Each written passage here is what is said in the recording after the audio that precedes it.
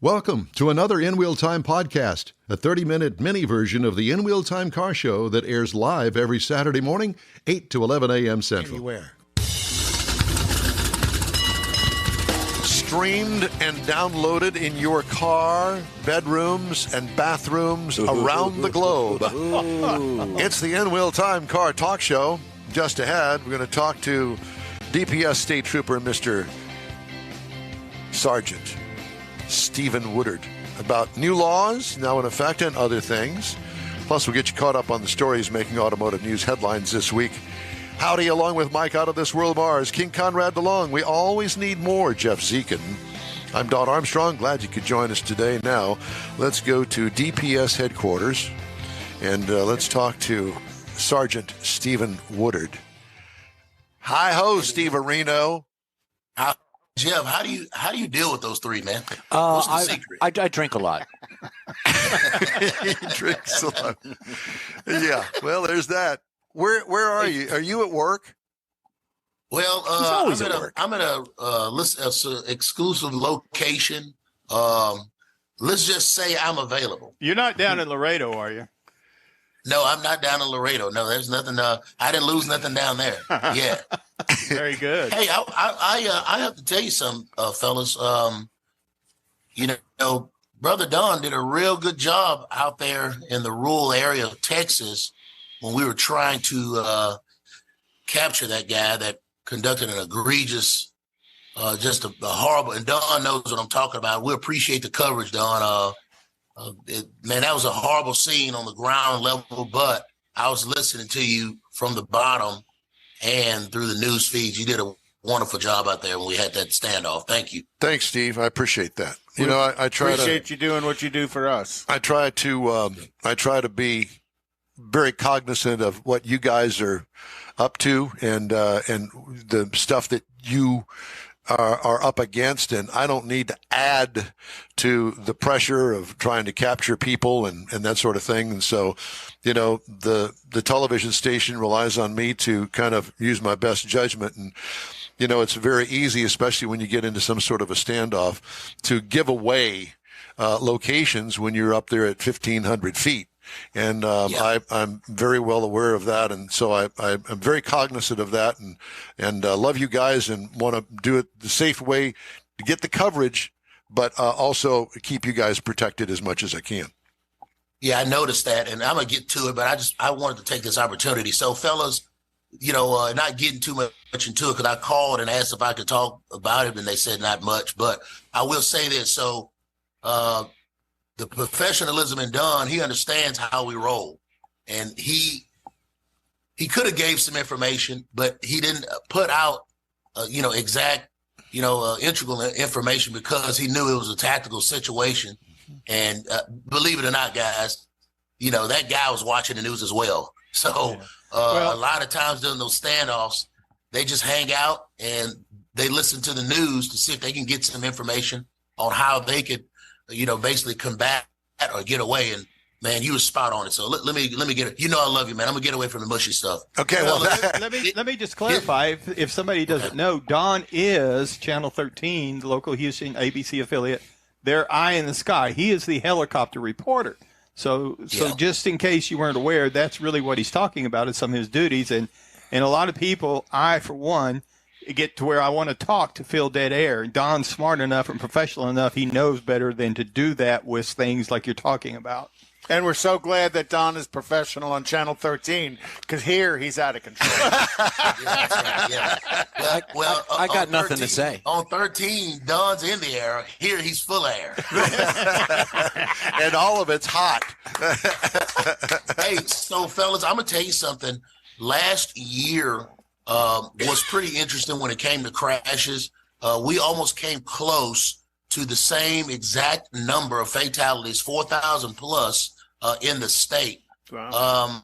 I have a number, but I want to hold off on giving that number because there's still some crashes pending. As a matter of fact, there was a unfortunate crash in Beaumont, in the Beaumont area, if you will. And the very next day, which was the next year, the individual ended up passing. So that changed numbers. But I will tell you, and I've said this for years on this program, Driving is the most dangerous thing any one of us can do, and we just have to be careful. Let me bring something up to you. People always ask, if I'm involved in a vehicle crash, because in law enforcement, Don, we don't say accident, we say crash. And if I'm involved in a vehicle crash or a collision, what in the hell, what do I do? Well, first off, it's your responsibility, after making sure you're good, and if you can move, it's your responsibility to make sure that the other party that's involved is okay. Number two, take pictures, take pictures, take pictures. You would not believe how many times people call my office every Monday or Tuesday asking for information on their crash. If you go to the DPS website and you click in Ask a Trooper a Question, I'm one of those troopers for 8 counties. And people call all the time, every Monday and Tuesday, asking for information on their crash because they didn't get the ample amount of pictures or the information. Take pictures. We're going to take our pictures, but you need to take yours. Take pictures, take pictures. All law enforcement entities all over the state of Texas, all law enforcement entities understand that the individuals involved need to take pictures. So long gone the day of, hey, you need to stand over here and we need to conduct the investigation. No, they're going to allow you to take the pictures. Exchange information. That's so important. Make sure before you leave that unfortunate crash scene that you get the other party's information and that they get yours. Is it legal for you to move off the roadway when a crash happens? Yes, you can. So you get into an unfortunate crash on 610 or I-10 or whatever, and the vehicles are drivable, both parties are okay physically, we advise you to move that vehicle off of the road. Because I promise you, Brother Mars, I promise you, there's another crash about to happen involved with yours. So we advising folks to move off the road. That's going to be my theme for a couple of months. If you're involved in a crash, move off of the road. Technology, video, and all that other stuff is so prevalent here within the state and within the city. We don't need vehicles to stay on the scene until law enforcement gets there because it may take them a while. Fellas, I will tell you, one of the biggest problems that we have in our community is folks driving on the shoulder. You know, you can drive on the shoulder. There's 7 times that you're allowed to drive on the shoulder. Number one, of course, is if you're going to stop the vehicle and check for any malfunctions. Second one, of course, is if you're going to actually accelerate to make a right turn. And that's where the confusion comes in. People use that shoulder as their own lane, as their own travel lane, and they use the shoulder to avoid 20 cars to get to that light to make the right turn. Well, the state law tells us that you can use that lane to basically, de-accelerate to make the right turn. So as you're approaching that light, you say, okay, well, there it is. It's 3 cars ahead of me. Let me continue on and slow down to make the right turn. You got to be smart about that. I promise you, if a state trooper sees you driving on the lane, using that shoulder for your own lane, you're going to get stopped. That's just how it is. Of course, we use the shoulder to avoid a collision. If we're directed by the police, we can use the shoulder. We can use the shoulder, of course, to drive over if a vehicle that's traveling more faster than us in the rear. You got some guy being silly and he's driving aggressively and he's coming up on your rear. Guess what? You can drive on the shoulder to let that, get out of your way. But again, the shoulder's not our own lane. It's a lane, of course, for disabled vehicles, individuals that are stopped, that are adjusting the car seat for the baby, or whatever the case. We cannot use the shoulder as our own lane. What you're going to find out, Don, and they'll probably broadcast this a couple of times this year on air, the racing. I will tell you, the racing in Houston has decreased because of the new law change, and the individuals are aware of that. But you're probably going to see more task force throughout the year because individuals that are racing, not only do they cause danger to themselves, but those that are around them. Let me just interrupt you and just say, where we're broadcasting from is not too far from Highway 90A, out here in Sugar Land. And it's a very nice area, a great big 3-4 lane road on Highway 98 going in both directions. And I will tell you that I can be in my bedroom at night and I can hear them racing on Highway 90A. And it just drives me absolutely insane. Open mufflers, I mean, motorcycles. There was a bunch of motorcycles here just a couple of weeks ago that came down Highway 90A, and I guess they got the green light from a stop and they let it rip all the way to the next light. And I'm wondering, would that be something that the Sugar Land police would take care of, or would DPS take that? We'll take care of it. What I'll do is because Fort Bend is one of my counties, and we work with Sugar Land Police Department a lot. So what I'll do is, hey, Brother Morris, sound like we got a snitch in the house. What I'll do is, I'll advise my guys Monday morning. Once we get through the weekend, I'll advise them Monday morning, and I'll reach out to Sugar Land because, hey, we got to combat that stuff. Here's the deal, guys. If we don't slow those folks down, we're going to end up working a fatality. So that's just the bottom line. So is it drag racing, or is it like top-end type racing? It's drag racing. It could be drag, or it could be acceleration test. Just an individual just having a blast. Which, hey, I look, guys, I get it. You know what I mean? But there's a place, and if you schedule it, a time to do that. And there's several areas where they'll allow you, with an nominal fee, to go on their track and take care of business. Well, I will tell you that being a drag racing guy, we don't like to call that drag racing. We call it street racing is what it is. And however you want to look at it, it doesn't make any difference. And, hey, look, there was a time in my life when I was a teenager and really got into cars and that sort of stuff. We would go out on a road way out. There was nobody on it. Nobody. There were no streets coming into the road. It was at least a mile long. Now, we didn't race for a mile long. In his Model T. Yeah, my Model T. But there was nobody there. Right. And if you got to do something like that, pick your place, but don't do it on Highway 98. We're like you, where we live. We're close enough to the highway. There's an overpass. And late at night, particularly on the weekend, and it's mainly motorcycles. You can tell by the way they sound. They come down. They come over that overpass. And they got a nice long stretch. Speed limit 75 anyway, and you can hear them wind up. And I mean, you can hear them all over town. Yeah. And they're already doing 60, 70, and then I don't know how fast. I'm thinking it was probably somebody that got a car from the media pool, and they're doing a car review. Yeah, that's what it is. That's what I got a question for Conrad. Yes, sir. So let me ask you this, and we all talked about Teslas and these automated vehicles. I'm going to tell you something, boys. The new law book came out, and I'm actually teaching at the Houston Police. I teach the transportation code for the Houston Police Department for their academy. So if you want to know, all Houston police officers for the past 13 years had to go through me to learn about Texas laws when it comes to stopping vehicles. And I'm telling you, that automated vehicle section is thick. Let me ask you something real quick. Why does every time we get a crash dealing with a Tesla, my phone rings off the hook from the media? What is that? Do you think? Because Tesla, I don't know. Tesla's, they've bragged about their self-driving system, and I think everybody's wondering, was the self-driving system engaged, and was that, I'm not going to say the cause of the crash, but was it an attributing factor to the crash? Because self-driving is a stupid name for a feature on a vehicle, because the car doesn't self-drive. You still have to be paying attention to it.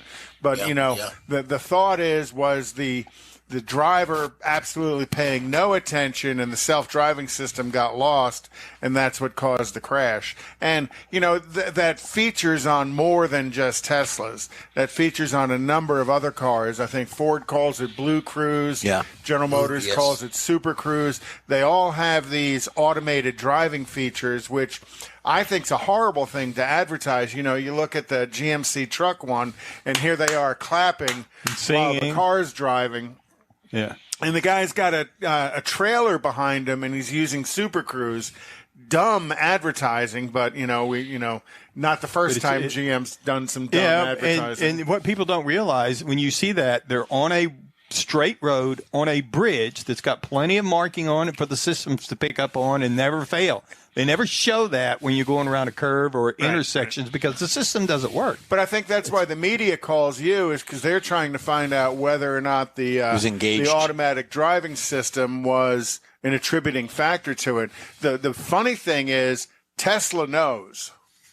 Tesla can tell you, they can download data out of the car. General Motors can download data out of the car because of OnStar, and they know whether or not the automatic driving system was engaged when that vehicle was involved in the impact. Well, I tell you, I am a fan of technology, but we'll see where the future takes us. What I do know is, and I'll just put this out here. What I do know, last year on paper, as of now, we had 4,176, 4,176 folks die in vehicle crashes. And I'm going to tell you that's an astronomical number when you think about it. Driving is the most dangerous thing each and every last one of us will do every single day. It's very important. Number one, we need to be mindful, look to the left, look to the right, look around us. We get that. But one thing that a lot of us forget, we have to do those self-inspections on our vehicles, making sure that our tires are, of course. I stopped a guy coming from Austin the other day, and it was a truck, tractor, and trailer. I mean, the tires looked like the top of my head. I stopped a guy the other day. He had a load on the back of his vehicle that was the load was so heavy to where the tires were rubbing on the inner portion of the fender wells. I mean, we got to make sure that the vehicles that we're driving are safe to travel down the road. Well, Let's take this month. I've got something to say about that. Now, during COVID and all the transportation issues that were going on, they were looking for truck drivers and support for transportation, for long hauls. They were looking to hire people because they didn't have enough. Who did they hire? Are they independents? Are they going through the proper training? Are these people that shouldn't be on the road to begin with that are using these vehicles? I'm feeling the pain there because I see it too. Yeah, well, I'm going to tell you something, and I've said this live on air before. Where would we be without our truck drivers? But they have to be in compliance. I had a guy call me, oh man, this week has flown by. I had a guy call me Thursday, and he had an international CDL, an international commercial driver's license. And he wanted to go ahead and get that switched over to a Texas CDL. Can't do it, man. You got to go through our system. What I will say is, boys, we are very hard on our truck drivers, but we need them to be in compliance, because what I will tell you, and I just did a live shot for Channel 13 the other day, right there on I-10, had an HEB truck lose control, and next thing you know, the roadway is shut down for 6 hours. So it's a little different from a fender bender between two vehicles or three vehicles versus a truck, tractor, and trailer. It turns into a actual traffic logistical mess. Yes. So a 4,000-pound car doesn't have the impact strength of an 80,000-pound fully loaded rig. Yes, sir. Well, 3 ways we can reduce fatalities, fellas. Number one, of course, the enforcement. The boys and girls of law enforcement, we have to be out there stopping the cars, being visible, and meeting the people. Number two, we got to make sure we educate the people. And I thank In Will Time for allowing me through the years to come and help and educate our folks, of course, with the help of you guys. And 3, and something neither one of us have control over, and that's roadway engineering. TxDOT, they have to continue doing the great job that they do, putting up the barriers, trying to fill the potholes. I will tell you this, fellas, if it wasn't for that concrete barrier the other day, that 18-wheeler would have went right across I-10, and that would have been a different crash. And I'll tell you what, Steve, I sure do see a lot more head-on crashes these days. I don't know what's up with that. Head-on crashes. It's terrible. Yeah, we had one this morning, unfortunately, literally one this morning. So you got to pay attention, Brother Don, and that's just in our everyday lives. This is a good life that we live. And 2024 is going to be a good year. Fellas, I think it's going to be our year. I think we're going to get Don. See, Don, I put him in the category of great journalists like Larry King, Walter Crump. I was thinking more like Don King. Yeah. Yeah, we go with the hot air crap again. That's it. Steve, we love talking to you, brother. Thank you so much for joining us today. We wish you Thank a you, my great brother. day, and give your family our love, and I hope the boys are doing well. I will. And while we're all here, can we put in a vote? Can we get Brother Mars a raise? Yes, yes. Yeah, they're going to We'll raise double me what he off his makes. chair in a minute. That's what they're going to do. You said that like 5 or 6 years ago. Yeah, exactly. Steve, thanks again, man. We always enjoy talking to you. Take care of yourself. Thank you, my friend. Thank you. Sergeant Steven Woodard, DPS State Trooper. And, Always fun. One of the best. yeah, absolutely. I got some recalls to tell you about. Not just some, a lot. Uh-oh. Ford Motor Company recalling 112,965 F-150 trucks because of a potential issue with the rear axle hub bolt that could increase the risk of rolling away or crashing. So how many times through the years have we done a recall on a Ford that wouldn't stay in park, Rolling away. rolling away and crashing? Yep. Dozens of them. Yep. In July, It's Ford the same recalled guy who rolled 870,000 F-150s because of an unexpected parking brake activation. Well, there you go. Here's more. A driver's airbag may become deactivated in all of the Ford F-Series for 23 model year. Oops. All of them. You won't find that out until you need it. Yep. BMW 430i cylinder head cover may crack and leak oil. Yep. You're aware of this. This is the Valve cover gasket. brand new Valve 2024. cover. On which vehicle? Oh, It says BMW. cylinder head Oh, cover, BMW. but same thing. Airbag may not deploy properly in the Toyota Corolla Cross. However many, they don't sell many of those, 2022 to 23. Lexus, what is an OCS sensor? OCS. Obsessive compulsive, Sensor. Occupant sensor, maybe it's part of the airbag system. I don't know. For the passenger side. But lots of Lexuses and lots of Toyotas. Not going to go through it from 2020 to 2022 models. And I'll give you, look for the VIN on your car. It's probably in your wallet with your insurance card. And you plug that into safercar.gov. There's a blank there. Yep. And it'll tell you whether your car is being recalled or not. Occupant classification system. So it tells you whether or not there's a passenger in the passenger seat. High voltage battery modules may overheat on the Audi e-tron for 2019 through 2022. Only once. Only once. Door strikers may fracture on the Chevy Blazer, Equinox, and Terrain for 2024. That's another recall. not Here's good. another one. Roof rail airbag inflators may rupture on the Buick and the Chevrolet, the Verano and the Cruze for 2014. 10-year-old car. Land Rover, Range Rover Sport for 2023. The exterior vehicle lighting may fail. Also, improperly bonded body panels on the Land Rover, Range Rover. I think that's the same company that makes Jaguars. Oh, sorry. Did I say that? I didn't say it this time. Cross-member connection may loosen. Though it was in my head. Cross-member connection may loosen. Mercedes-Benz Sprinters, 1,500, 2,500, 3,500, 4,500 for the 2020 model year. That's not good. Missing frame member reinforcement fasteners. Again, the Sprinters, 19 through 22 model years. Partition wall may detach. Sprinters for the 2019 through 2023 model. Engine compartment fire. Thermal events. Kia Sorento for 2011. They're going way back in time. Got nothing else to recall. But remember, they scored well in Consumer Reports. Yeah. Improper seal may allow oil and fuel to leak in the Mercedes-Benz GLC 300, 350, and 450, 23 and 24 model years. Sorry, I'm having a little... Spit it up. Everybody can hear that. It's got a hairball. I know. As much as you thought you muted it.